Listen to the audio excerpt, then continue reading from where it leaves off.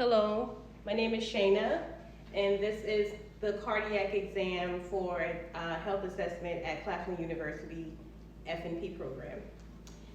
This is my volunteer, Kevin. I have washed my hands, and we're ready to start the examination. To begin the exam, we'll first start with a brief inspection. To begin, we'll do a generalized inspection of Kevin to see if he's having any signs of any cardiac issues such as swelling, shortness of breath, in which that's not noted here on Kevin. He doesn't have any abnormal skin discolorations. Just looking at his neck, we'll start with the carotid. So Kevin's carotid is here. I don't see any swelling. Do you have any pain here, Kevin? No. And then we'll have you turn your head this way for me. And we're going to inspect the JVD to see if there's any increase, and we're inspecting for any increased pulsations, any heaves, and that's not, I don't see any of that here with Kevin, and this will be done bilaterally. Next we'll go ahead and palpate Kevin's pulses. So I'll start with his carotid pulse, and that will be palpated here. I'll use 2 fingers to palpate his carotid. And that is 2+ bounding and feels intact. And this will be done bilaterally in an exam. We'll move down to his brachial. So I have you put your hands out like that with 2 fingers, and then this will be done at the same time, usually in the exam. And we do that simultaneously just to make sure that they are both intact and there's no abnormalities on either side. Now I'll start with his radial.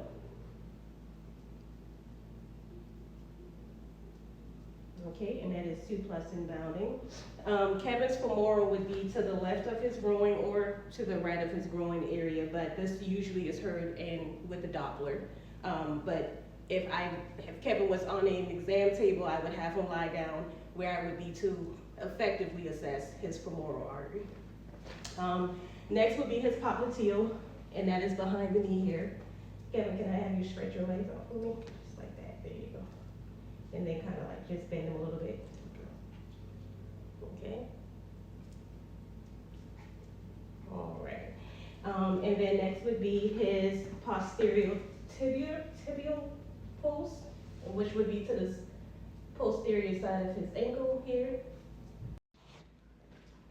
Examining Kevin's posterior tibial, and this is just palpation, and this will be done bilaterally. And lastly, his dorsalis pes. And Kevin's pulses are all 2+ in bounding. I don't see any abnormalities anywhere in his pulses. Now I'll start with palpating 4 thrills around his heart border.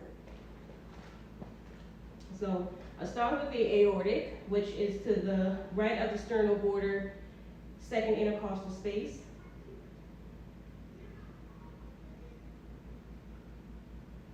And then I'll move over to the pulmonic, which is to the left of the sternal border, 2nd intercostal space.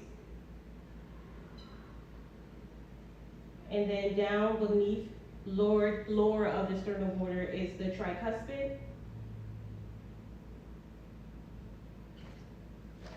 And then over is the mitral. Now in palpation, for any thrills, I don't feel any abnormal thrills, any vibrations with doing this palpation. Kevin, did you have any pain with that palpation? No. Okay. So now we will begin with auscultating. So I'll use my stethoscope, and then I will turn to the bell of my stethoscope when I'm listening for any abnormal heart sounds. So again, we will start with the aortic, which is to the left, to the right of the sternal border, 2nd intercostal space.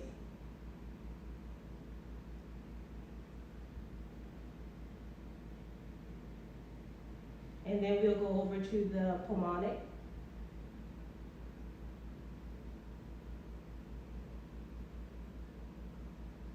Down, we'll do the tricuspid. And then over, we'll do the mitral.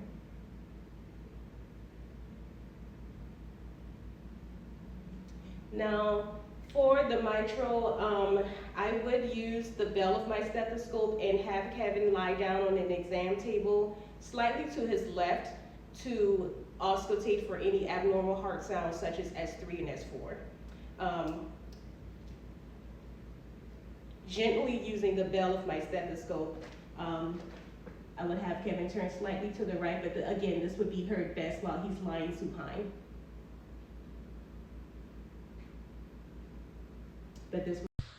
Okay, so now I'm going to begin with percussion of Kevin's heart borders. This would have been done prior to doing auscultation and a complete examination of the heart. And what I'm assessing for is dullness. We want to make sure that there is resonance that is percussed in those areas. So we're going to begin with that. All right, so Kevin, I'll have you sit up. And usually this would have been done with Kevin lying supine on an exam table where I would have been able to properly percuss Kevin's heart borders, but we have to do it while sitting. So with this, I would basically go from his mid-axillary line here and begin percussing just to listen for any resonance.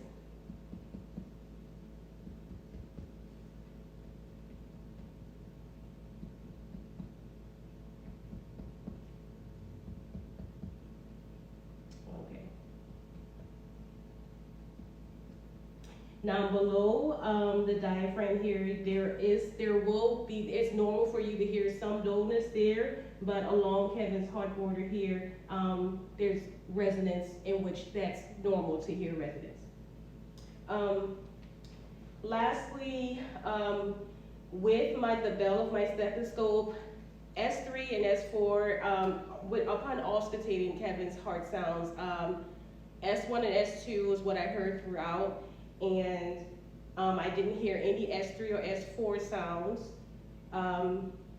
With the bell of my stethoscope, I'm going to go back through and listen to his heart sounds with the bell, just to make sure that there isn't any abnormal like murmurs or any abnormal heart sounds like S3 and S4. Okay, so aortic.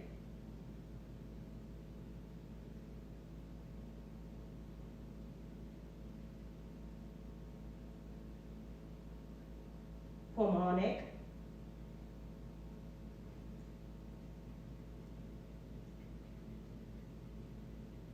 tricuspid,